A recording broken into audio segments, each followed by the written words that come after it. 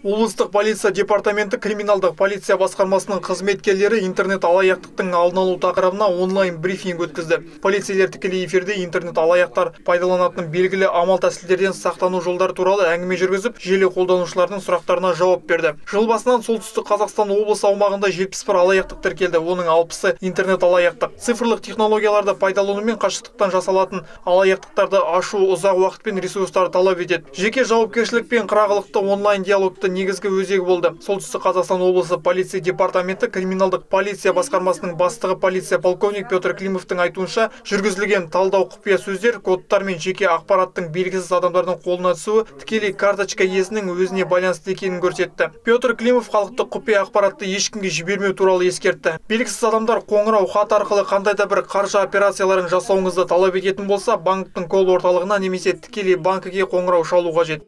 Халықты кәрі кемпірлерді үйге кіріп обманывать етіп жатыр. Біз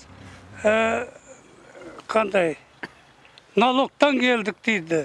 Сосын оларға есік ташпау керек.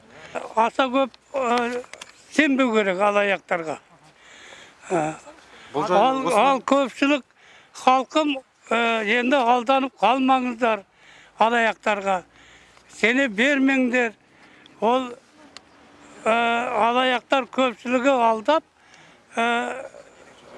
ақшаны алып, өзінше кенелеміз дейді. Дәл сол күні қалалық полицияның қызметкерлері аталған қылмыстың алдын алу бойынша кең ауқымды акцияны бастады. 100-ден астам полицей тартылды. Олар аулалар мен подъездерді аралап, подъездерде жадынамаларды орналастырды. Буклеттерді таратып, алаяқтардың құрған жиі түсіп қалатын зейнеткерлермен әңгіме жүргізді. 10 мың жадынама әзірлеген полицейлер профилактикалық іс-шара аясында облыс орталығының барлық ықшам аудандарын аралап шығуды көздеп отыр.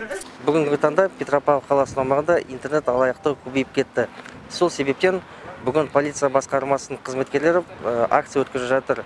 Полицейлер әлеуметтік желілер мен мессенджерлерде интернет алаяқтықтың алдын алу бойынша өзара пікір алмасып, кеңестермен бөлісуге шақырды. Егде жастағы туған-туысқандар да көршілерді ескерткен жөн. Интернет алаяқтармен сөйлескен кезде шешім қабылдауға асықпау қажет. Ақпаратты тексеру үшін банкіге қоңырау шалып, жеке мәліметтерді ешкімге хабарламау қажет және алаяқтардың әрекеттері туралы бірден полицияға хабарлау қажет. Қуаныш Қапесов полиция департаментінің баспасөз қызметінің көмегімен әзірленген.